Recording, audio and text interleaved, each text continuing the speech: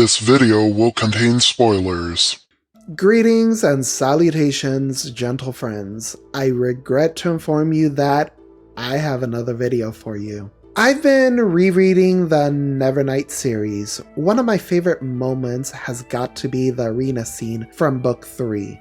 Partially because despite the fact that I managed to predict exactly what was about to happen, the moment still had me hyped. So let me set the stage. The main character of the series is Mia Corvere. Mia is a trained assassin of the Red Church. For those of you who have never read this series, but happen to play one of the Elder Scrolls games, I previously compared the Red Church to the Dark Brotherhood. Both are an order of assassins that happen to worship a dark goddess.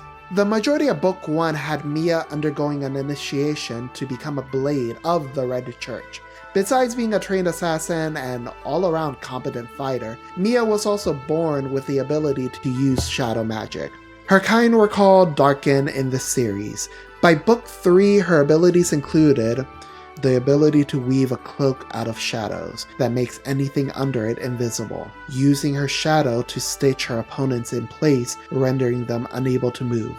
At the peak of her power, she's also able to create a shadowy tendril to interact with the physical world.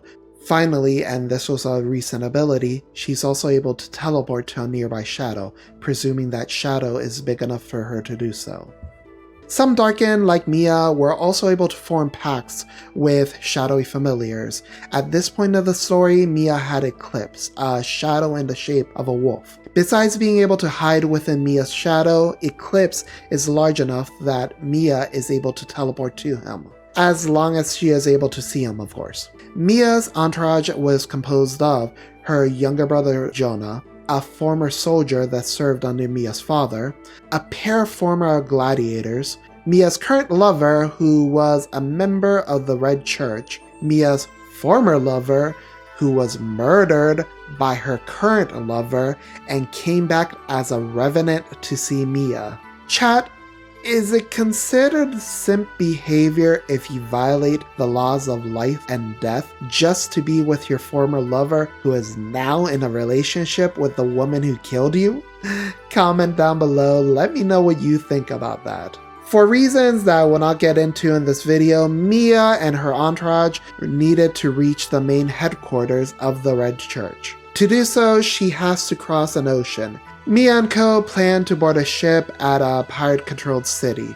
Things begin simple enough. The gang reach a tavern known as the Pub. They grab a seat and wait around for Mia's contact, a man by the name of Corleone. One of Mia's crew, a man named Butcher, is from the city. Butcher explains that the pirates had codified 6 rules. One of the most important rules being that people like their little group who did not serve on a pirate ship were considered second-class citizens within the city. Because of that, they should try to avoid any altercations. So in the pub, Ashlyn gets involved in an altercation with a few pirates that start harassing her. Mia runs over to intercept them, hoping to peacefully defuse the situation. But one of the pirates gets a bit handsy with her, so Mia ends up knocking the teeth out of them.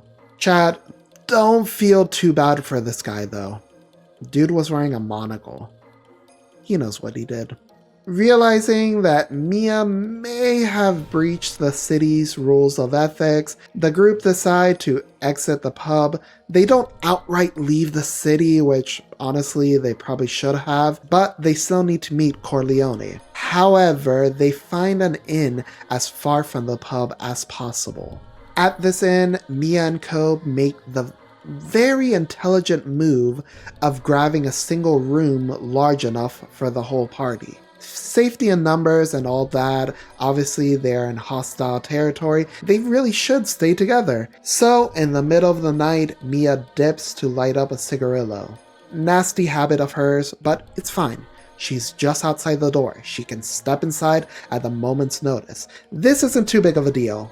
Unfortunately, Ashlyn saw her go outside. She follows Mia and begins getting handsy with her. The two then duck into an empty room for a roll in the hay. I'm not gonna lie, I'm not a fan of this scene. Don't get me wrong, I'm not opposed to sex scenes, but just a few chapters prior, the group had lost 2 members of their party to a sneak attack. Mia blamed herself for the loss. As the 2 trained assassins, both Mia and Ashlyn should be on the edge at this point in the story. Surely they could wait until they are out at sea for a roll in the hay, especially with what happened earlier in the day, but it is what it is. In the next chapter, a large group of pirates smash down the doors to both rooms. In the Lovebirds rooms, the pirates find both Mia and Ashlyn in their birthday suits. In the other room, the pirates somehow manage to get a hold of Mia's younger brother, Jonah. Now, Eclipse was with Jonah, but since Mia didn't have line of sight, she couldn't teleport over to him. All in all, Mia was caught in a very awkward position. And also, her little brother was a hostage now. So, one of the pirates demanded that Mia and Co surrender, claiming that they would be brought before the king of the pirates. Bro, are we gonna meet Goldie Roger? No, actually, we are gonna meet a dude that, among the many other crimes, has skinned the faces off of his victims, sewn those faces into what I imagine must be a fabulous long coat. A long coat that was so long that it had a train. So, Mia surrenders herself. Thankfully, Mia and Ashlyn are both given the opportunity to get dressed. But the group is disarmed and escorted through the city towards a nearby arena. At the arena, we are first introduced to the Pirate King. The man is sitting on a private dais. It appears to be secure enough that even Mia would have difficulty reaching it without supernatural aid. More on that later. We are also told the reason that Mia and her group happened to be rounded up. It turns out that Monocle is the son of a pirate captain, and the said pirate captain was pissed. So, not just a pirate, but this town's equivalent of a blue blood had his teeth knocked out by Mia. A bit cliche, but sure, it makes sense.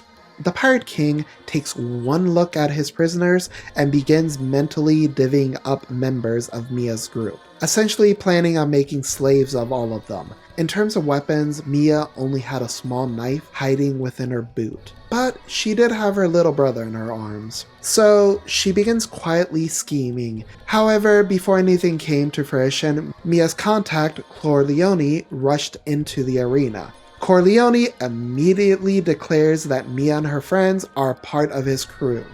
This meant that, under pirate law, the altercation that took place was between 2 groups, each belonging to a pirate crew. Because of this, the only way to solve this problem would be via trial by combat. Oh, this is actually fun, let me explain. In this arena, there was a pit. About 6 feet below the pit was a body of water. There were wires going across the pit in a grid-like pattern.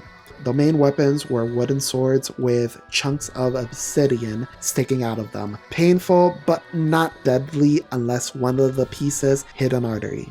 The fighters were meant to balance on the wires while smacking their opponents until one of them fell into the pit and into the body of water. It is never stated how deep the water went, but there was a kraken hiding in it, so pretty deep, I would assume.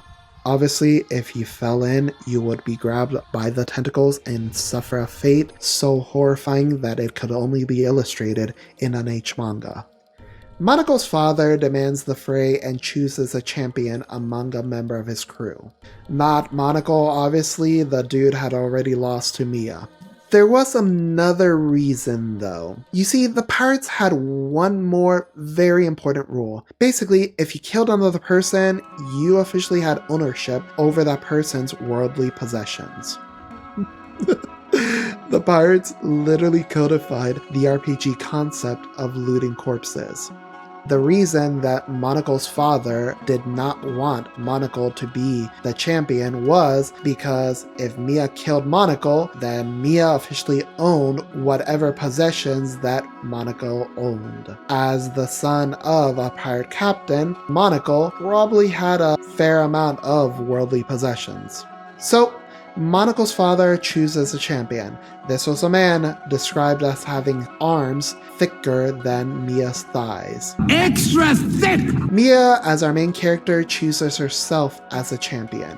Eclipse, who had been hiding within Jonah's shadow to keep the poor boy calm, jumped over to Mia's shadow. To Eclipse, Mia whispers to wait for her signal and move to where she points. The biggest obstacle to having Eclipse move about is that outside of Mia's shadow, anyone in the arena would be able to see him. So Mia realizes that she would need to be careful.